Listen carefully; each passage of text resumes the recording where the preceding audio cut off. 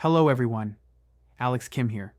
What we're addressing today is a structural problem in silver that's being misread as a monetary or speculative squeeze when the reality is far more constrained and industrial in nature. And understanding this distinction matters because the resolution mechanisms that work for financial squeezes don't apply when the constraint is physical procurement by major industries that cannot defer consumption. We'll work through why open interest remains surprisingly minimal, despite silver moving 10% daily for 7 consecutive sessions, what China's new export licensing regime signals about strategic commodity control, why base metals are trading at 20% of their long-term value when priced in gold, and what happens when the buyer strike in bond markets that's already visible in Japan starts manifesting across other sovereign debt curves. The question isn't whether silver can go higher from here. The question is whether participants understand that this isn't a position that can be easily closed out because the demand isn't coming from speculators hoping to flip contracts. It's coming from industrial entities standing for delivery because their supply chains depend on physical metal that's no longer readily available in spot markets. Before we go further, let me know in the comments where you're watching from, so I can see how broadly these supply constraint signals are being observed across different markets and regions.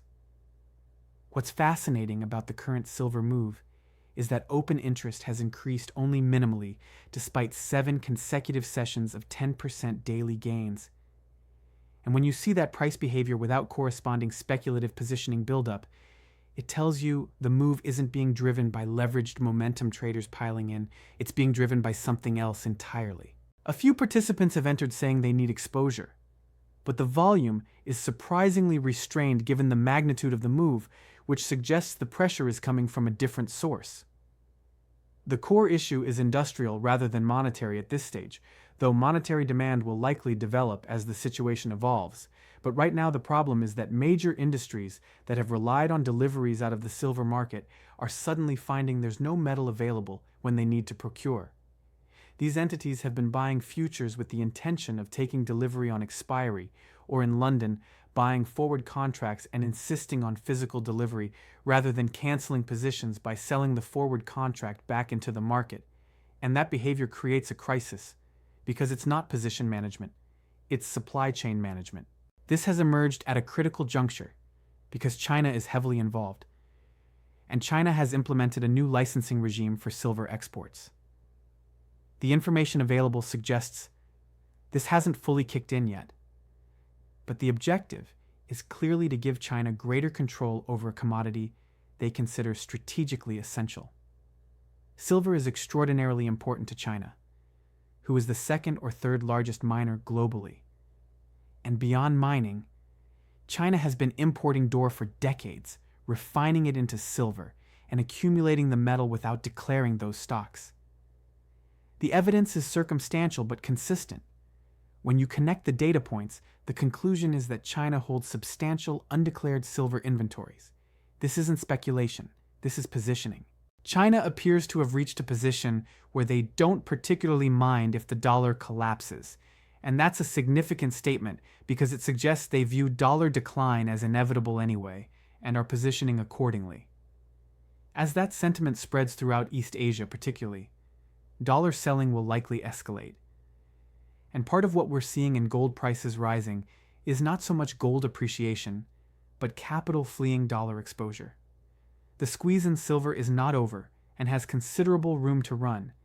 And to put current prices in context, if you inflation adjust the 1980 peak of $50 using current methodology, you arrive at approximately $200 quite comfortably just to match that historical peak in real terms. So despite the move already realized, there's substantial distance remaining before reaching inflation-adjusted parity with prior peaks.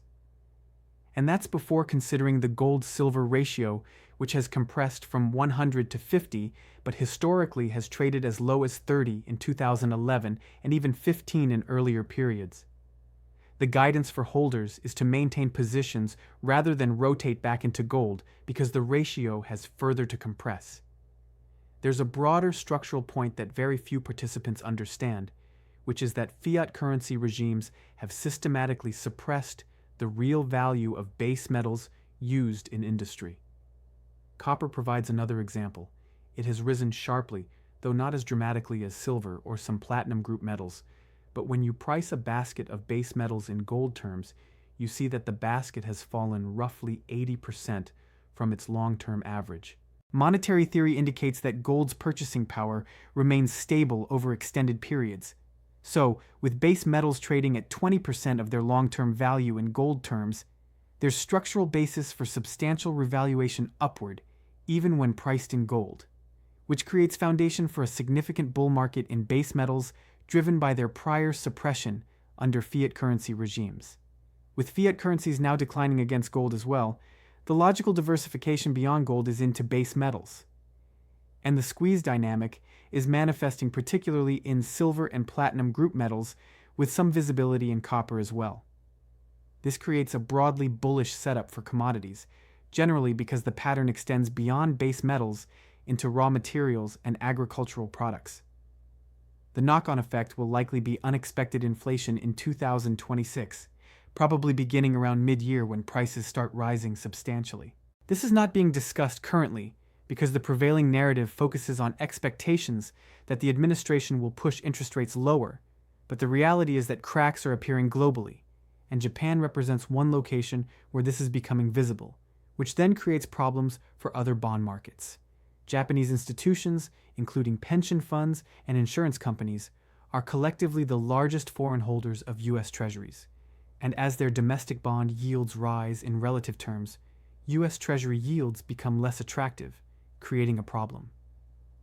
Additionally, the carry trade that uses very low Japanese borrowing costs to leverage into higher yields elsewhere, including U.S. bills, becomes threatened as problems in the Japanese bond market evolve. Are you tracking the same dynamic where industrial procurement is displacing financial positioning as the primary driver of physical metal demand? If this type of structural market analysis is useful, consider subscribing so you can follow how these supply constraint dynamics develop as industrial and monetary demand converge. The price explosion in silver occurred primarily following trade policy tensions, where tariff threats led China to restrict rare earth exports. And while silver isn't technically a rare earth, it's not particularly common either, making it more advantageous for China to retain supply rather than export into markets to keep prices low for their own industrial entities producing photovoltaics, electric vehicles, and other manufactured goods. That strategic calculation has shifted, and the timing coincides with Indian demand surging because the Indian government has been encouraging major corporations like Reliance Industries to manufacture photovoltaic cells with subsidies, and the investment that Reliance and similar entities have made in production capacity is astronomical. The question becomes where they source silver. And the indication is that they've been among the participants standing for delivery in financial markets. This is not a situation that resolves quickly, and silver could easily be squeezed higher as industrial procurement continues. There's also a geopolitical dimension where the Monroe Doctrine, essentially America controlling everything in the Americas plus Greenland, is being reasserted. And this appears driven by institutional planning rather than just current administration policy. What this signals to the rest of the world is that American interest in regions outside the Western Hemisphere is diminishing, which reduces regime change threats and other mechanisms America has used to maintain influence globally. That releases dollars from central bank reserves worldwide that become surplus to requirements. And simultaneously, China has opened its non-dollar settlement system to essentially all participants, particularly following Venezuelan developments, because China has substantial investments in Venezuela that were effectively compromised by recent policy actions. This alerts Asia particularly that America is no longer the constraint it previously represented, and the pressure has been relieved to an extent, though the Venezuelan situation likely hasn't fully resolved given the scale of Chinese investment there, particularly in oil, which represents a small but meaningful portion of China's total consumption. Watch the flow, not the headlines. Regarding yield curve control, that mechanism cannot function in current circumstances because what exists in bond markets now is what used to be called a buyer strike, where there's effectively no demand at current yields on the long end. This hasn't been fully tested along the U.S. Treasury yield curve because funding has been conducted short-term, but the UK gilt market has a longer maturity profile, so doesn't need to roll as much debt annually. And interestingly, hedge funds have been willing buyers of gilts to the extent that even the Bank of England expresses concern about concentration of US hedge fund interest, because if they turn sellers, there's a problem. The traditional 60-40 portfolio allocation between equities and bonds is completely unsuited for this environment, and there will be significant shock as inflation manifests because portfolios aren't structured to protect against it. The interesting point is that the 60-40 construction was largely designed by regulators. But when you think in terms of actual risk, the risk resides in credit exposure regardless of whether that's bonds, equities, or any other form of IOU. The method to control risk is holding real money, which legally is gold and historically silver, because that represents the zero-risk position. And more participants will recognize this in coming months, likely beginning as soon as inflation data starts confirming the commodity price increases we're already observing. The public narrative lags the positioning. What Japan is experiencing with 60% of JGBs on the Bank of Japan's balance sheet and astronomical hidden losses is the endgame of yield curve control policy, where the central bank becomes the buyer of last resort but cannot exit without triggering the crisis it was trying to prevent. That dynamic is not unique to Japan. It's the logical conclusion of any sustained yield curve control regime, and other central banks watching this understand the trap even if they're not discussing it publicly. Silver doesn't move first, stress does.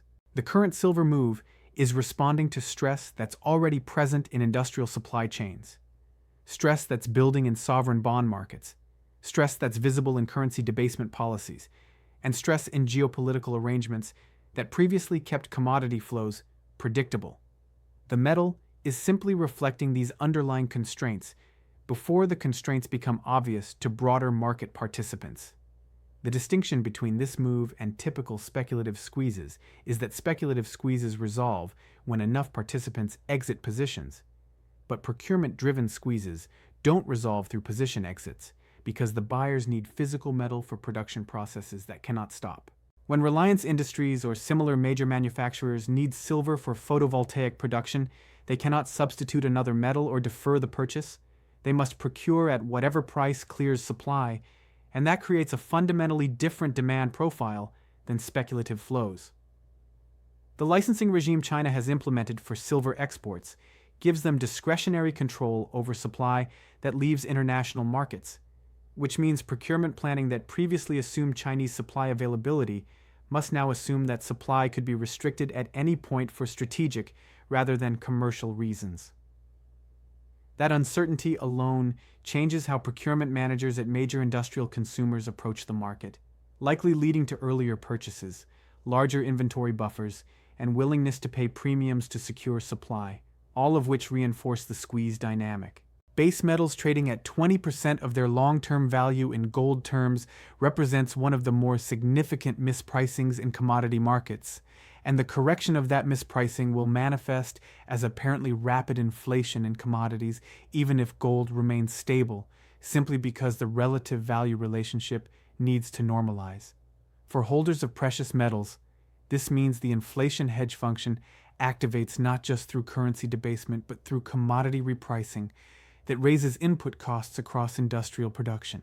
The current moment represents an early structural phase where industrial demand is colliding with supply constraints, while monetary demand remains relatively subdued.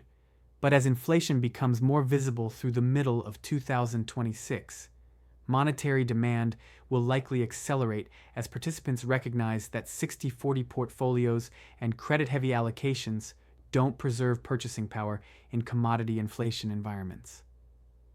What aspect of the industrial procurement story do you think bond markets are still underpricing in terms of how commodity inflation feeds through to sovereign debt sustainability? This is a multi-year repricing cycle where industrial necessity, strategic commodity control, and monetary debasement are converging, and tracking how these forces develop relative to each other will determine which assets preserve wealth as the cycle progresses.